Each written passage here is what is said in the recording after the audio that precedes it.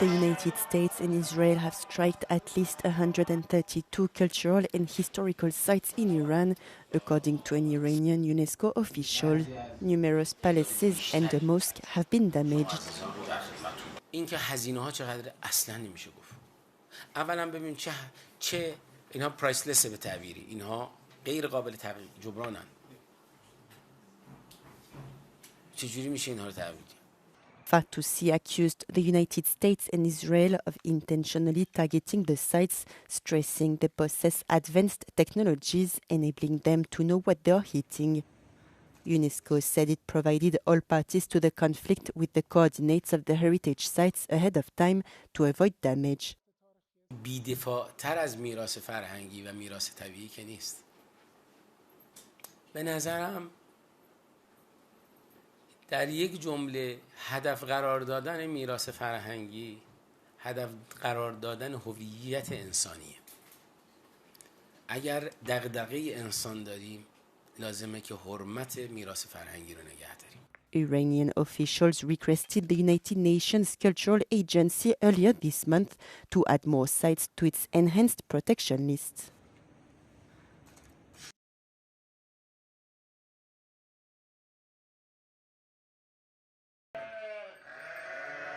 Three months after Greek authorities intervened to curb the outbreak of sheeppox, killing thousands of animals, farmers are in despair.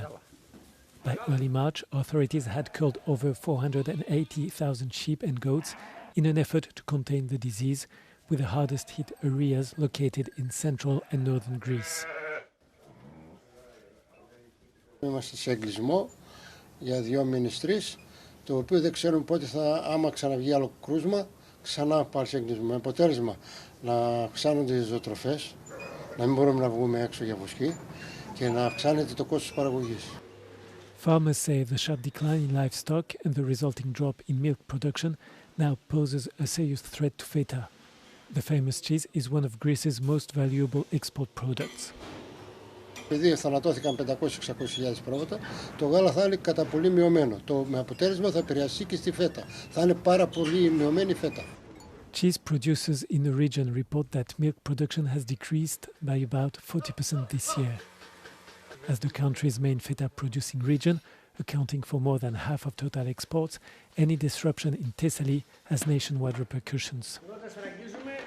Μειώνοντας το ζωικό κεφάλαιο, περιορίζεται η προσφορά του γάλακτος. Εφόσον περιορίζεται η προσφορά του γάλακτος, πρέπει και εμείς να συνεχίσουμε να παράγουμε λιγότερη φέτα. According to industry estimates from the National Interprofessional Organization of Feta, by 2026, feta production may face a shortfall of approximately 20,000 tons due to reduced milk availability.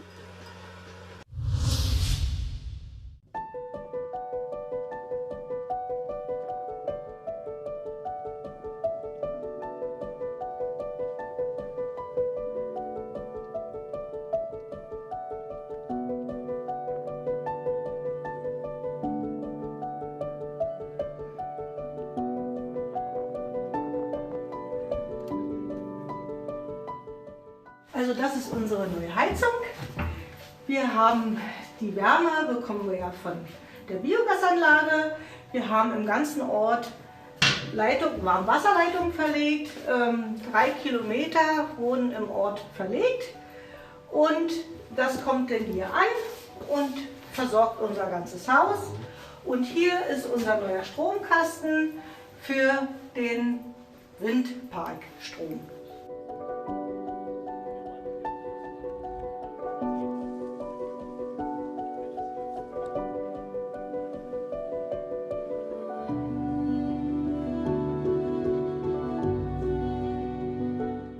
Entweder wir haben den Wind oder wir haben die Sonne oder wir haben die Biomasse oder wir haben die Holzhackschnitzel oder wir haben den Speicher. Also wir haben praktisch alle Komponenten, über die man heute so diskutiert, hier auf kleinem Versuchsfeld klar zusammenbringen können und damit eine sichere Strom- und Wärmeversorgung organisieren können, und das schon seit über 10 Jahren.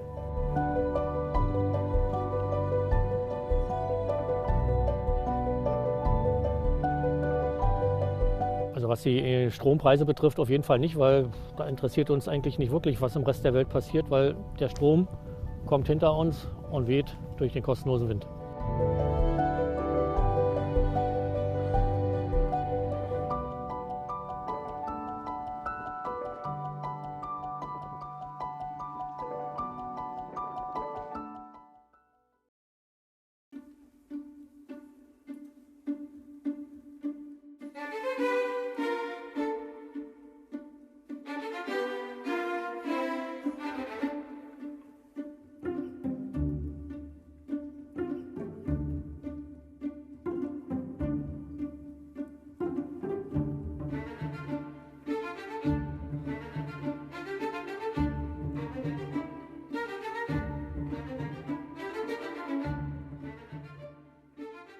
I try to get people motivated with Artemis because I said, it's going to be the same.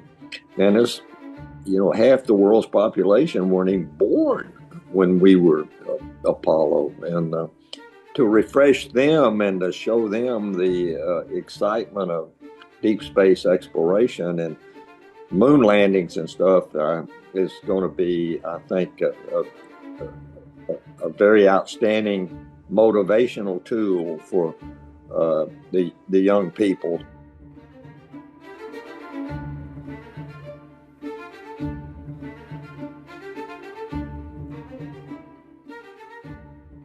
I'm all for it, and I'm all behind them and cheering them on. So it's going to be an exciting flight, and going out 6,000 miles beyond the moon and looking back.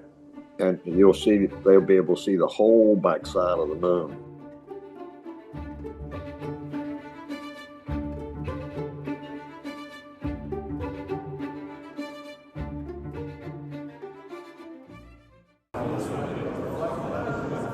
The global space economy is set to approach $1 trillion by 2030, according to industry estimates. In Central Eurasia, countries are already turning space into a tool for cooperation rather than competition. Governments and companies apply satellite technologies to shared challenges, including food security, environmental monitoring, and digital connectivity. These developments were at the center of the Space Technology Conference 2026 in Uzbekistan.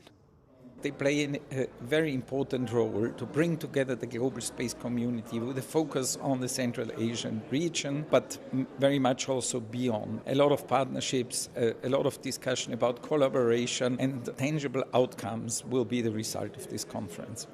Companies and institutions showcase technologies in Earth observation, satellite communications, and geospatial systems, while holding bilateral meetings on regional cooperation and commercial development. I have already been to 3 universities in Uzbekistan, really inspiring a lot of different steps in the space arena by raising our youth generation for the sake of this country. Uzbekistan is integrating satellite monitoring into sectors such as agriculture, environmental protection, and geology, according to Uzcosmos, while other countries in the region are expanding capabilities through joint projects and data sharing. Within 5 years, I think we've made big accomplishments. We've made big steps forward of developing our space industry. We are announced that we're going to be receiving International Astronautical Congress in 2028. We are talking about launching of our first astronaut. We're talking about launching of our space satellite constellation with developing educational sectors. From this international conference, it's evident that Uzbekistan is positioning itself as an emerging hub in space cooperation, bringing together over 500 attendees from more than 30 countries and 10 agencies. The event highlights the country's growing role in the global space community. Sarnoz Rahmankulova, Euronews, Tashkent.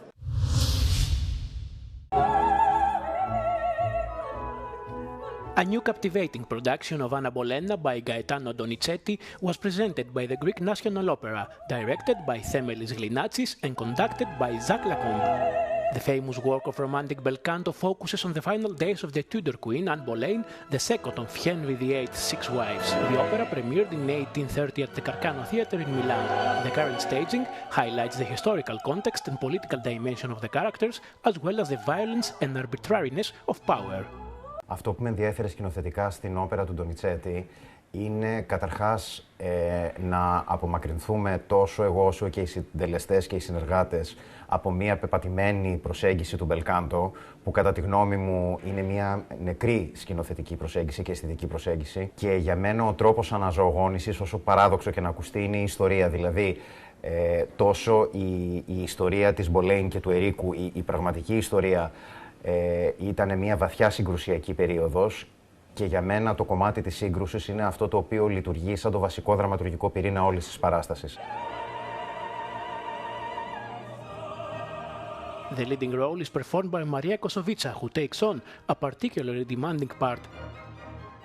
Νομίζω ότι είναι ένα πρόσωπο που έχει αφήσει το στίγμα της στην αγγλική ιστορία και